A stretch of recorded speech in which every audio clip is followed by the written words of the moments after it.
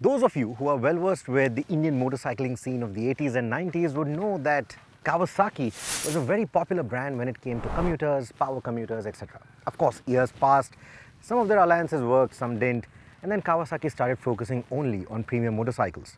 Today, their range starts at 300 and then goes all the way up to the H2. However, they now want to get back into that commuter space, get a larger slice of the pie. Let's put it that way. They want a mass market motorcycle, and their answer for that is this, the W175. The W obviously comes from their retro range of motorcycles. We are well versed with the W800, but now the 175 aims to get in the big numbers. Will it? And that pie that I was referring to belongs to Royal Enfield, and everyone wants a piece of it. TVS hired ex-Royal Enfield man Vimal Sumli to lead their entry into modern retros. And on similar lines, the first fruit of the Triumph Bajaj alliance is likely to be a smaller iteration of the Bonneville. So Kawasaki's W800 inspired 175 seems to be on course. I think a Ninja 175 priced and spec'd to take on the Yamaha YZF R15 would have been a better bet. But right now, it is the adventure motorcycles and the modern retros that are the most sought after segments, and hence the W175. Of course, the all black look might work for some. The red actually looks better, but I think given the Kawasaki DNA, the corporate color or the signature, they ought to have made one in green. Maybe they could still make one as a limited edition, one in green with slight golden pinstripe accents or maybe golden spoke wheels. That could look nice. That's my opinion. Let me know, what do you think? Let's hope more colors and maybe the Scrambler and the Cafe variants come out too. Much like the W175 range, which exists in the other Asian markets. For our market, Kawasaki has gone ahead and made a more India-specific version that extends beyond retuned mechanicals. For starters, the chassis has a slightly different geometry, and the tank is of 12-litre capacity instead of the 13-litre unit that goes on the global models.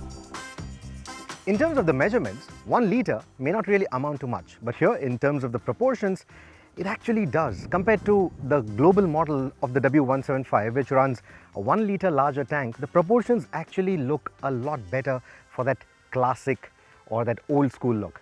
Here, because it's just a little smaller, this ends up looking more like a commuter. The pea-shooter exhaust does try to save the design a bit, but more meat would have helped the proportions of the 175.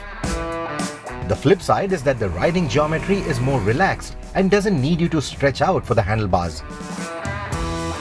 Long story short, our W175 is slightly smaller to fit a wider variety of riders. Shorter riders will appreciate the low seat height, while the fairer sex or those with a smaller frame will appreciate the lightweight feel of the motorcycle. I'm impressed how light and nimble the new Royal Enfield Hunter 350 feels in comparison to the classic 350 to attract a new breed of riders to the Royal Enfield clan. But the Kawasaki W175 makes even the Hunter feel bulky and lazy to maneuver, and it's not surprising to see why. While it is not a fair comparison, the similar price tags and the body styles are likely to make certain consumers consider both these options, and that is where the smaller engine size could deter the Kawasaki's ambitions. You know, a little bit of trivia. The Pulsar 180, when it was launched, it came with that 180 badging on the rear panel, but it was going to come with a 175. This is a 175, and it still doesn't produce as much power or torque that the Pulsar 180 originally did in 2001.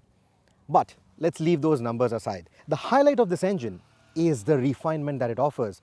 Even when you're riding at 100 on the highway, that's more or less the top speed of this motorcycle, you do not feel any vibrations in the handlebars.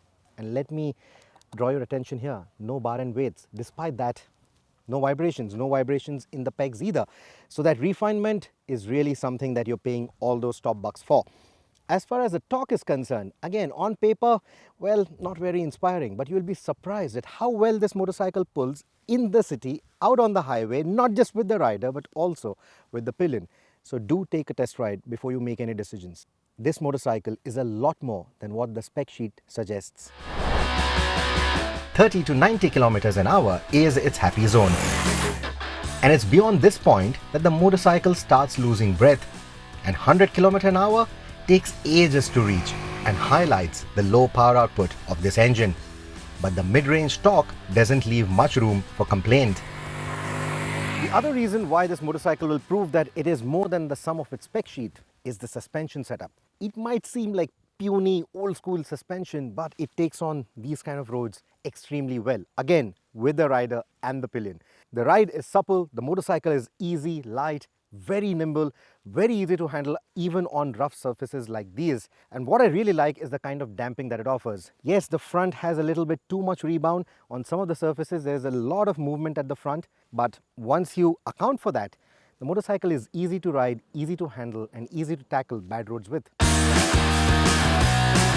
The ride comfort is easily one of the best for a commuter in this segment.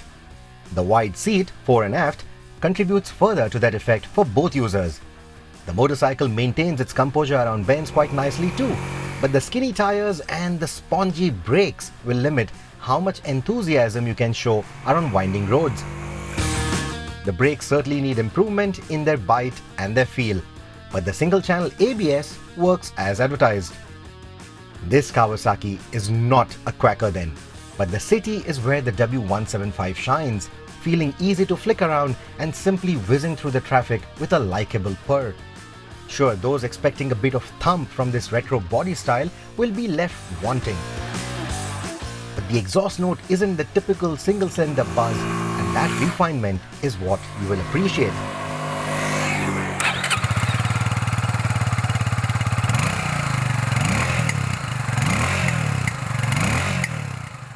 I really like this motorcycle.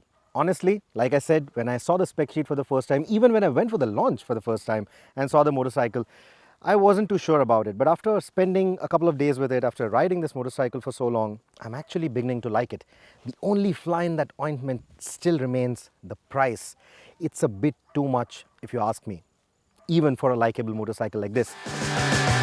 Elements like the basic instrumentation, a flimsy key, the simple bent pipe for a grab handle, or the large yet inadequate halogen headlamp is likely to make you feel shortchanged for this price.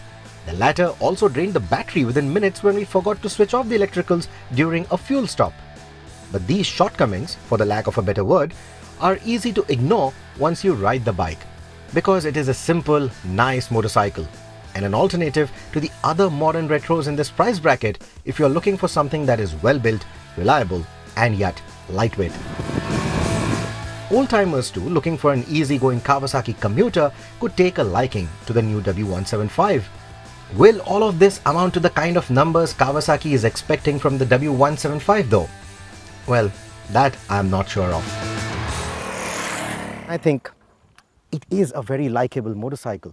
The only thing you need to get over is that price. It's either you who gets over it, or Kawasaki may have to rethink their pricing strategy. Either way, the motorcycle is lovely.